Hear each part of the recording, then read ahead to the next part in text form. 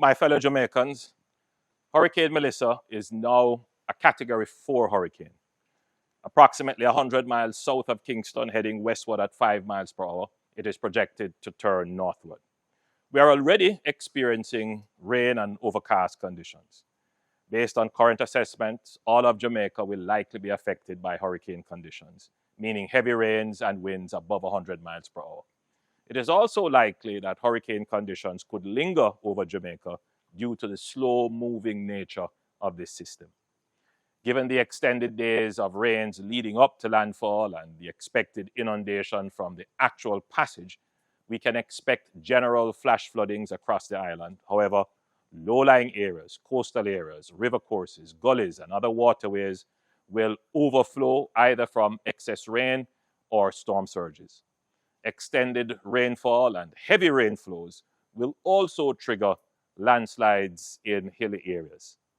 Buildings and activities in or along those waterways or hillsides will be at high risk of damage, complete displacement, and loss of life.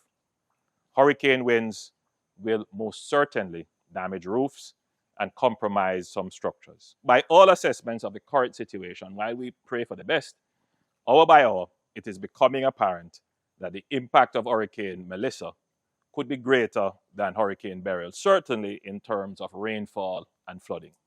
We can lessen damage and speed up recovery by taking preparatory and precautionary measures before the impact of the hurricane.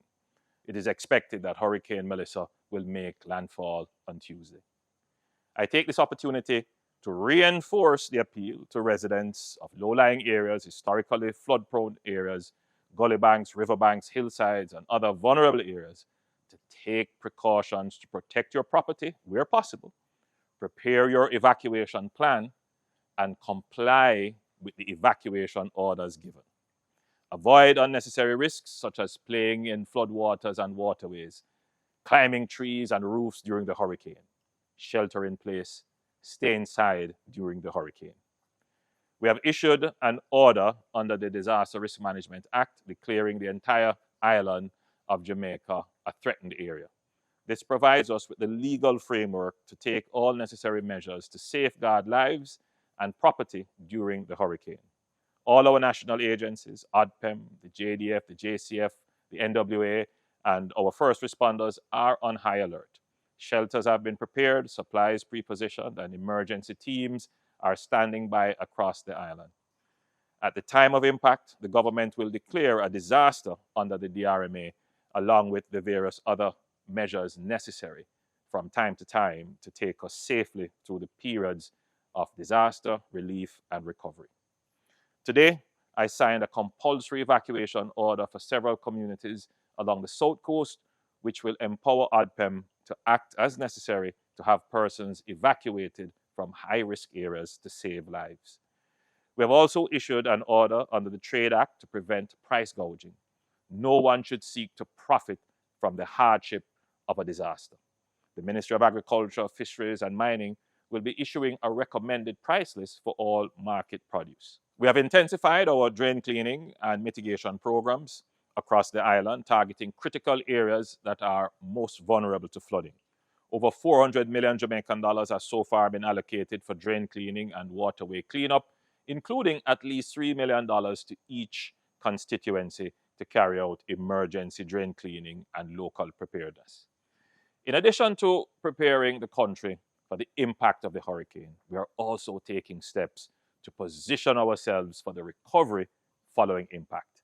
The security forces will ensure there is no break in public order during and after the hurricane. We will take all steps under the law to protect life and property from looting and other antisocial behavior. We urge all citizens to maintain the peace, observe the laws and various orders that may be issued, and act wisely in limiting movement and gatherings to what is necessary. Your government has built out a comprehensive multi-layered disaster risk financing framework to ensure that we can respond quickly and effectively. We have the National Natural Disaster Risk Fund and the Contingency Fund, which we will use to start the relief and recovery process. Beyond these, there are additional layers of insurance protection that are triggered once specific impact thresholds are met, along with contingent credit facilities. The NWA, JDF, NSWMA, local governments, and our utilities are all prepared to reopen roads, restore access, and reinstate service to ensure a quick recovery.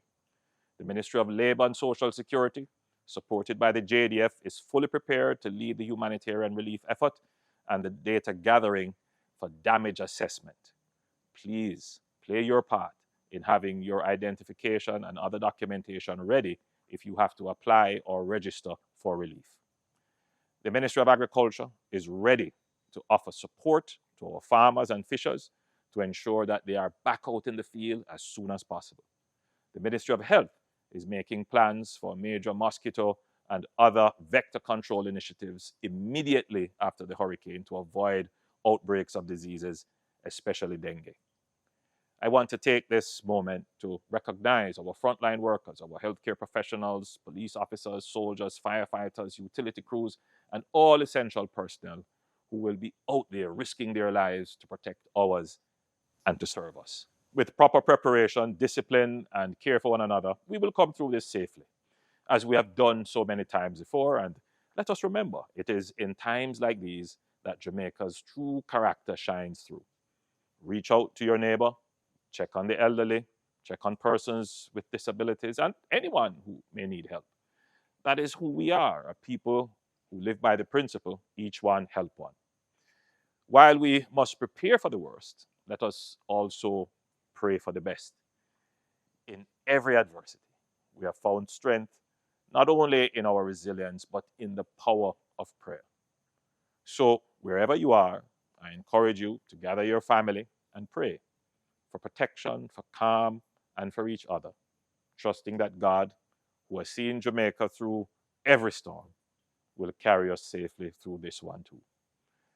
My Jamaican family, we will weather this storm, and when the sky is clear, we will come together to restore and build stronger, prouder, and more resilient than before. Keep safe, everyone. May God bless you, protect your families, and keep safe our beloved Jamaica land we love.